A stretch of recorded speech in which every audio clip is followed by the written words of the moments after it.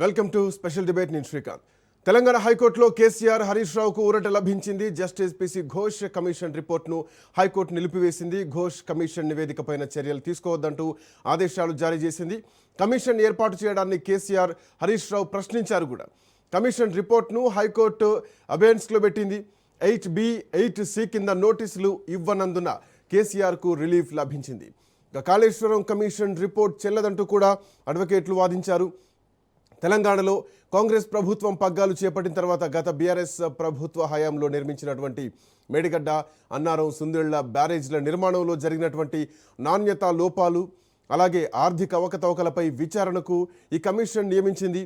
సుమారు 15 నెలల పాటు సుదీర్ఘంగా విచారణ జరిపినటువంటి జస్టిస్ ఘోష్ కమిషన్ ఇప్పటికే ప్రభుత్వానికి తమ నివేదికను జూలై 31, 2025 ప్రభుత్వానికి ఇవ్వడం జరిగింది. అయితే ఈ విచారణ ప్రక్రియ అంతా ఏకపక్షంగా సాగిందని, తమ వివరణను పరిగణలోకి తీసుకోకుండానే నివేదిక ఇచ్చారంటూ కూడా అటు కేసీఆర్, ఇటు హరీష్ రావు, అటు స్మితా సభర్వాల్ కోర్టును ఆశ్రయించడం జరిగింది.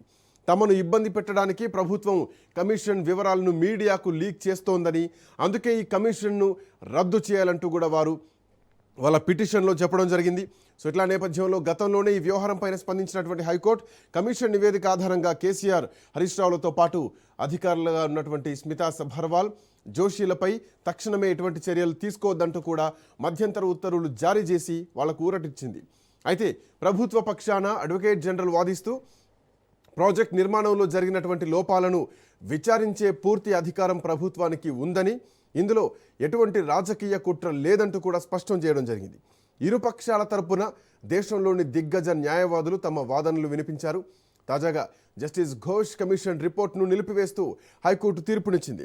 సో దీంతో కాళేశ్వరం ప్రాజెక్టులో ఉన్నటువంటి విషయంలో మరి ముఖ్యంగా కొన్ని కీలకమైనటువంటి అంశాలని ముఖ్య బాధ్యతలు చేస్తూ ప్రాజెక్ట్ ప్రణాళికలు కానీ, అమలు కానీ, ఆ నిర్వహణలో కానీ లోపాలున్నాయి. వీటికి కారణంగా అంటే వీటికి బాధ్యులుగా మాజీ ముఖ్యమంత్రి కేసీఆర్ కానీ, అట్ ది సేమ్ టైం మాజీ మంత్రి హరీష్ రావులోనే కమిషన్కు ప్రధాన బాధ్యులు చేసింది పిసి ఘోష్ కమిషన్. సో నిపుణుల కమిటీలు హెచ్చరించినప్పటికీ కూడా కేసీఆర్ ప్రభుత్వం కాళేశ్వరం ప్రాజెక్టును ముందుకు తీసుకెళ్లిందంటూ కూడా నివేదికలో చెప్పడం జరిగింది. సో ప్రాజెక్ట్ అంచనా వ్యయం కూడా 30,000 కోట్ల నుంచి 38,500 కోట్ల నుంచి 1,10,000 కోట్లకు పెంచడం, డిజైన్లలో లోపాలున్నాయి, నాణ్యత లోపాలున్నాయి, దీంట్లో అవకతవకలు జరిగాయి, అక్రమాలు జరిగాయి అంటూ ఇచ్చినటువంటి నివేదిక ఏదైతే ఉందో సో అది ఈరోజు హైకోర్టులో ఈ నివేదికను కొట్టిపారేసింది హైకోర్టు. సో ఒక భారీ ఊరట మాత్రం పిటిషనర్లుగా ఉన్నటువంటి హరీష్ రావుకు, కేసీఆర్కు, స్మితా సభర్వాల్కు, జోషికి రావడం జరిగింది. మాట్లాడదాం ఇదే అంశం పైన. కంబోజ్ వెంకటేశ్వర్లు గారు బీఆర్ఎస్ పార్టీ సీనియర్ నాయకులు మనతో పాటు ఉన్నారు. కంబోజ్ గారు నమస్తే. నమస్తే సార్. నమస్తే, గుడ్ మార్నింగ్. సో ఎట్లా చూస్తున్నారు హైకోర్టు తీర్పును? ఇది ఈ రోజు ప్రజలు హర్షించదగ్గటువంటి విషయం. హైకోర్టు ఇచ్చినటువంటి ఈ రోజు ఏదైతే పిసి ఘోష్ కమిషన్ 15-18 నెలలుగా దర్యాప్తు చేసి ఇలా వ్యాప్కో ఏజెన్సీని కానీ, కేంద్ర జలవనరుల యొక్క అంశాన్ని, ఆ శాఖ యొక్క పనిని కానీ, అంతర్రాష్ట్ర వ్యవహారాల పర్మిషన్స్ కానీ ఏమాత్రము పరిగణలోకి తీసుకోకుండా, చట్టాలను పరిగణలోకి తీసుకోకుండా, 8B 8C సెక్షన్లను నోటీసులు ఇవ్వకుండా ఇష్టారాజ్యంగా రాజకీయ కక్షతో రేవంత్ రెడ్డి గారు ఆడిన నాటకంలో ఇవాళ బీఆర్ఎస్ పార్టీకి కానీ, ఇవాళ కేసీఆర్ గారు కానీ, హరీష్ రావు గారు కానీ ఊరట వచ్చింది. నేనేమంటున్నంటే మేము ఎప్పుడైనా సహకరించడానికి రెడీ. మీరు సిబిఐ చేసినా మేము రెడీ. పిసి ఘోష్ కమిషన్ మళ్ళీ ఎంక్వైరీ చేసినా కూడా కేసీఆర్ గారు కానీ, హరీష్ రావు గారు కానీ వస్తారు. ఇలా 94,000 కోట్ల జరిగినటువంటి వర్క్ లో 18 లక్షల ఎకరాలకు సాగునీరు ఇవ్వాలనే ఉద్దేశంతో చేసినాం. అది కాస్త 39 లక్షల ఎకరాల సాగునీరుకు వెళ్ళింది. ఇలా అన్నారం బ్యారేజ్ కానీ, సుందిల్ల బ్యారేజ్ కానీ పకడ్బందీ వ్యూహంతోనే 100 ఏళ్ళు మనం నీరు నిలుపుకోవడానికి, ఎత్తిపోసుకోవడానికి ఆస్కారం ఉంది. ఇవాళ మేడిగడ్డ బ్యారేజ్కి సంబంధించినటువంటి 88 పిల్లర్లలో ఓన్లీ 3 పిల్లర్లు కొంగిపోయినాయి.